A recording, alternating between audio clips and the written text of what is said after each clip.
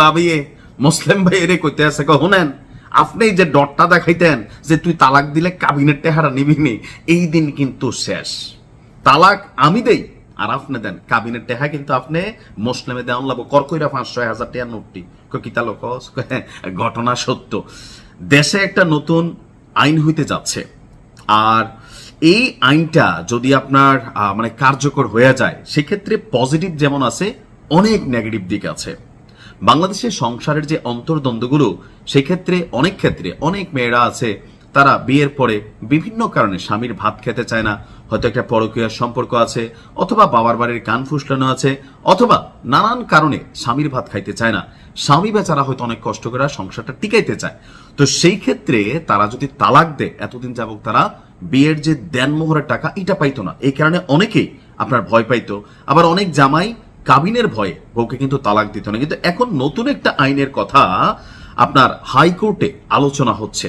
আমাদের একজন আইনজীবী, যিনি হচ্ছেন আপনার সুপ্রিম কোর্টের আইনজীবী ব্যারিস্টার ফাহমিদা আক্তার, তিনি একটা রিট দায়ের করছেন যে বিয়েতে নির্ধারিত দেনমোহর পরিশোধে স্বামী সবসময় বাধ্য।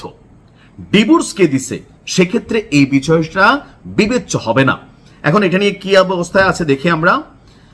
আজকে আপনার যে 5ই জুলাই বিয়ের সময় ধার্য করা দেনমোহর আদায়ে সুনির্দিষ্ট নীতিমালা প্রণয়নের নির্দেশনা চেয়ে হাইকোর্টে জনস্বার্থে একটি রিট দায়ের করেছেন এই ব্যারিস্টার ফাহমিদা।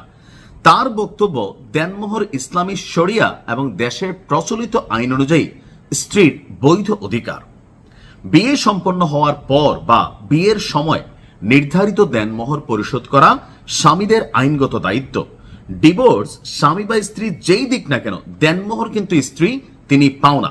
মুসলিম পারিবারিক আইন অনুযায়ী দেনমোহর পরিশোধ বাধ্যতামূলক হলেও বাস্তবে সেটা হয় না। এখন এটার কিন্তু পজিটিভ নেগেটিভ দুইটা দিক আছে।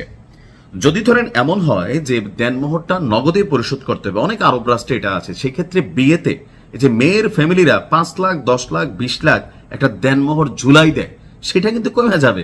কারণ বিয়ের 2 দিন পরে মাইয়া চলে গেল, তো সেক্ষেত্রে দেনমোহরের অবস্থা কি হবে? অ্যাকর্ডিং টু ইসলামিক রুলস আপনাকে বাসর রাতে দেনমোহর পরিশোধ করতে হবে। কিন্তু তখনের যে দেনমোহর আর এখনের যে দেনমোহর, এটার মধ্যে নীতিগত সিদ্ধান্তই বদলাই গেছে। তখন আপনার একটা লোহার আংটি দেনমোহর দিয়েও কিন্তু বিয়ে করছে, তো এখন ভাই কয়েক লাখ টাকা তোমাকে দিতে হবে কেন, যদি আমার মেয়েকে নিয়ে না খাও। অর্থাৎ স্বামী স্ত্রী বা বরপক্ষ কনেপক্ষ দুই পক্ষের মধ্যেই সন্দেহ ভয় কাজ করছে যে কে কখন কারে ছাইরা দেয়।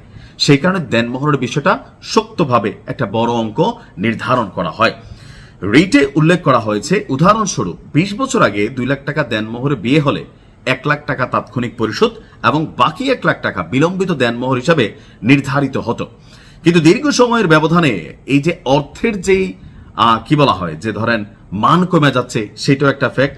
এই কারণে বিবাহের 1 বছর পর বা তার বেশি সময় পরে আপনার এই দেনমোহর যেন দিয়ে দেওয়া হয়, সেটাই এই রিটে আবেদন করা হয়েছে। রিটে আইন বিচার বিভাগের সচিব, লেজিসলেটিভ ও সংসদ বিষয়ক বিভাগের সচিবকে বিবাদী করা হয়েছে। এখন আসলে এটা কি বাংলাদেশের প্রেক্ষাপটে বাস্তবায়ন হবে? আমার ধারণা হবে না। ওই যে বললাম না, যারা আইন প্রণয়ন করেন তারা এই পক্ষ ওই পক্ষ দুই পক্ষকে ভালোভাবে অবজারভেশন করলে এখানে কিন্তু এটা পাশ করা হবে না। তবে হইলে একদিকে ভালো, আবার 10 দিকে বিপদও আছে। কি করবেন ভাই, এটা বাংলাদেশ, এই মুহূর্তে বিশ্বাস নাই কেউ কারোর প্রতি। দেখা যাক কি হয়। ভালো থাকবেন। আসসালামু আলাইকুম।